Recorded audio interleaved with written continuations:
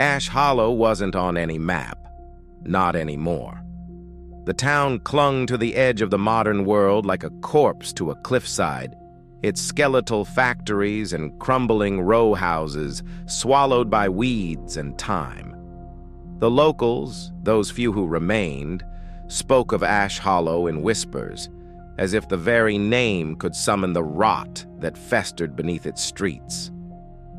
Clara Voss parked her rust-eaten sedan at the town's outskirts, her headlights cutting through the pre-dawn fog. The air smelled of damp concrete and something fouler, like meat left too long in the sun. She stepped out, her boots crunching on broken glass, and stared at the church. St. Dymphna's loomed at the end of the main road, its spire a jagged knife against the bruised sky. The stained glass windows were boarded up, but Clara swore she saw movement behind the planks, shadows that slithered like smoke.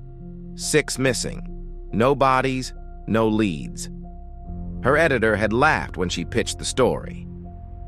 "Ghosts don't sell papers, Clara. Give me meth labs or gang wars." But the email changed everything. Sent from an address that dissolved into static when she hit reply, it contained a single sentence.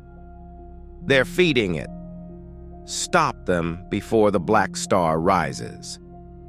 Father Michael Byrne lived in a trailer that listed to one side, its aluminum skin pockmarked with bullet holes.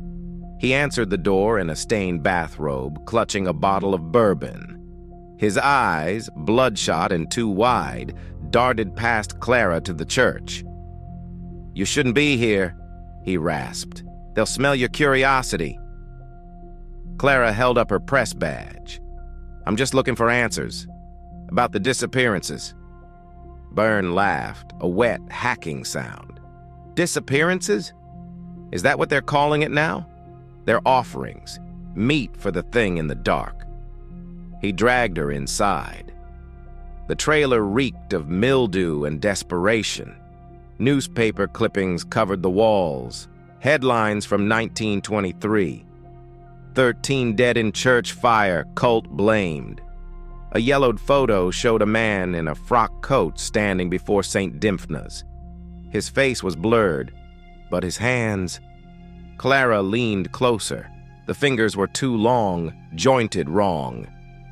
"Ezekiel Vrikolakis," Byrne spat. "He thought he could control it, fool."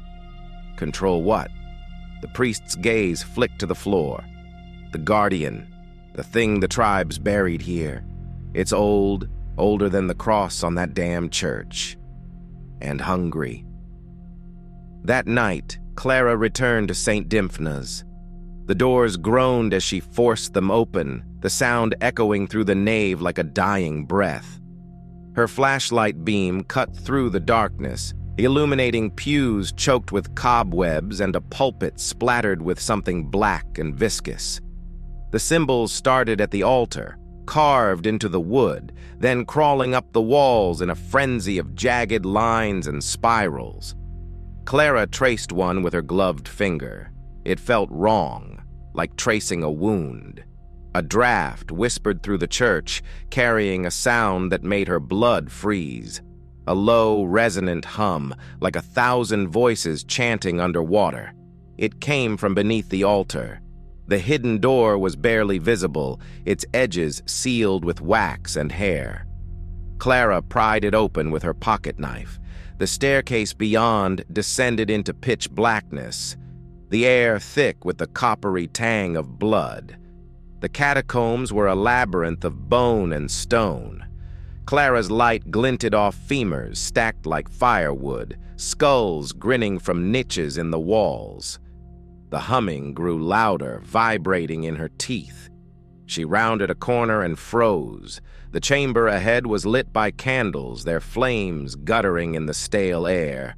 Hooded figures circled a stone slab where a young woman lay bound, her mouth gagged with a strip of cloth. At the head of the slab stood a woman in a blood-red robe, Dr. Lila Crow, her face lit by the dagger in her hands. "Nyctelios," Crow intoned, her voice echoing. We offer this flesh to strengthen your bonds. Rise, feast." The cultists chanted in a language that clawed at Clara's skull. The walls trembled. Dust rained from the ceiling as Crow raised the dagger. Brrt! Clara's phone screamed to life in her pocket, shattering the silence. "Who's there?" Crow hissed. Clara ran. She didn't stop until she reached her car, her lungs burning. In her haste, she'd grabbed something from the altar, a leather-bound journal, its pages brittle with age. Ezekiel Vrykolakas, 1923. The entries were madness etched in ink. The tribes knew. They built their mounds here to cage it, Nyctelios, the eater of light. But the fool Croatoan shaman spoke its true name, and the earth split. "It speaks to me in dreams, promises power, but I see its hunger. It will devour us all." The final entry was a sketch, a creature of writhing shadow, its form studded with eyes and mouths. Beneath it, Ezekiel had scrawled, "The Black Star rises. God forgive us."